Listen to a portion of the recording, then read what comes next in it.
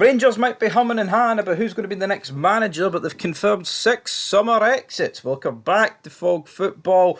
We'll start with some loan players, then we'll move into the guys who are actual Rangers players. So kicking us off here, we're straight in. Kazim Weirjo. Right, obviously, I thought he had an alright loan spell until he picked up his knee season-ending injury. Then he came back actually a couple of games ago and he looked alright. I don't know, man. Some people are absolutely, I'm actually going to call it, some people are brain dead, right? See if Casemiro, right, was another loan, right, with like an option to buy, I could accept that. There's people out there wanting to sign this guy for like 2 million, 3 million. A guy who just picked up his third serious knee injury and people want to sign him. And it's not like he's that good where it's, I know he's injury prone, but when he plays, you win. He's not that good, all right? He's all right. He's a decent fullback, but people pretending that this guy is a must sign this summer. There's a level of delusion going on there, right, folks? Really, he's not. He's not all that.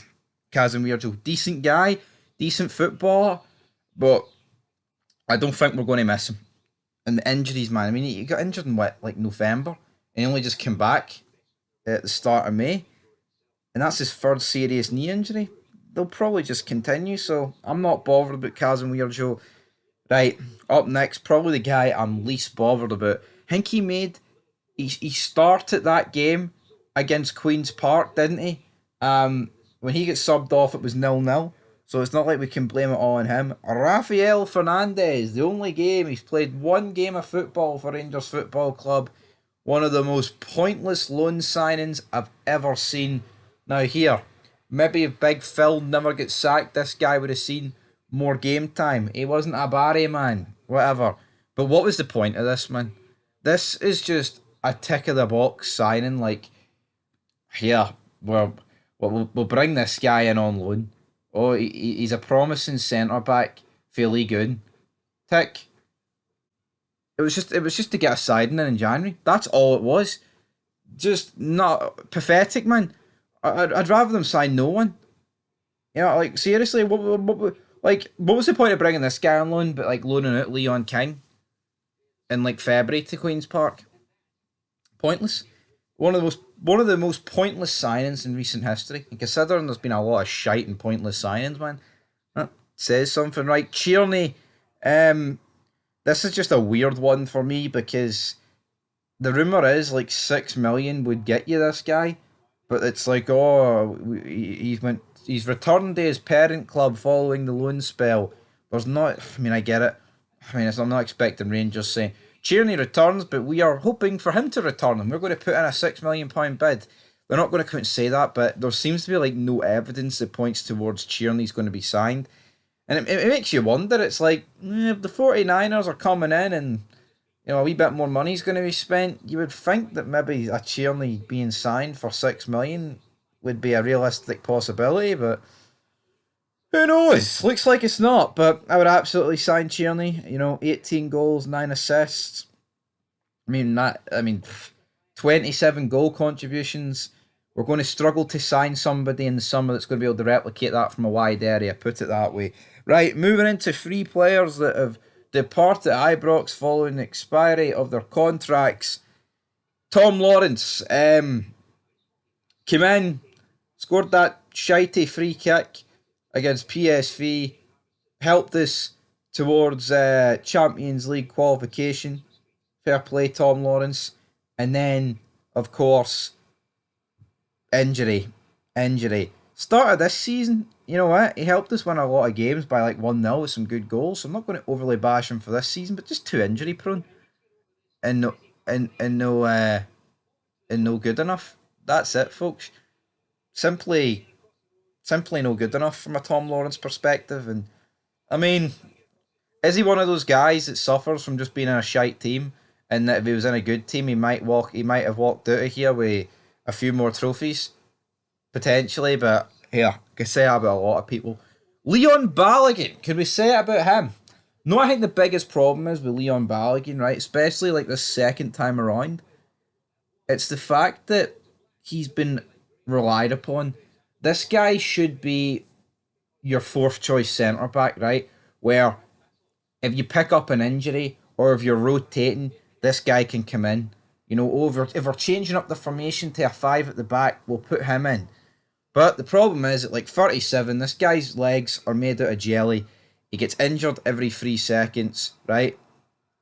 And his body just can't play every week. It can't. I mean, he literally went off 9 minutes against what do you call it, Hibs there at the weekend.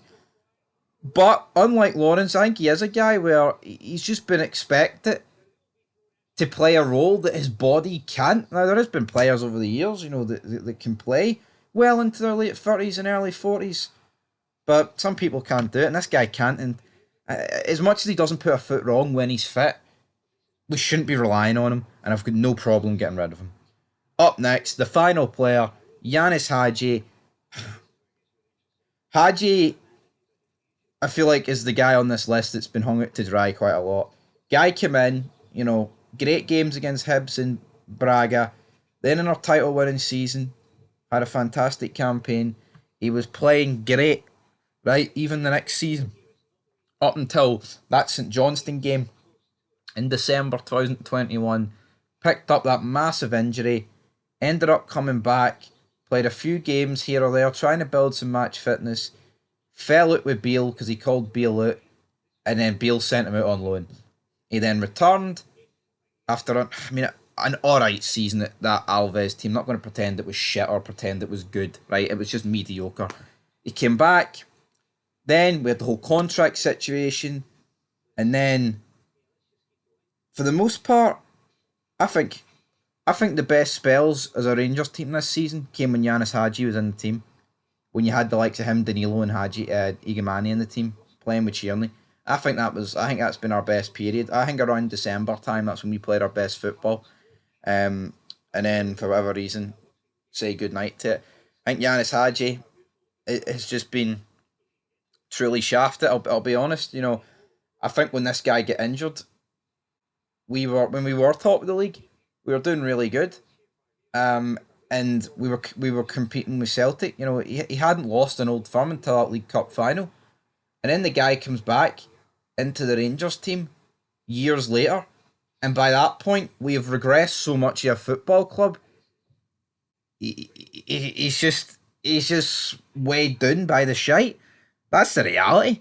Now again, has he shown much this season that suggests he's like miles above every other player in this team?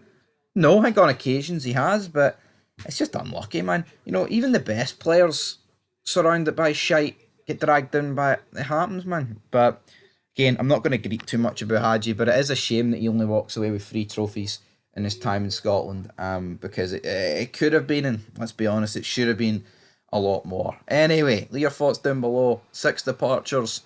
Any arrivals, Rangers? Come on, hit me with them.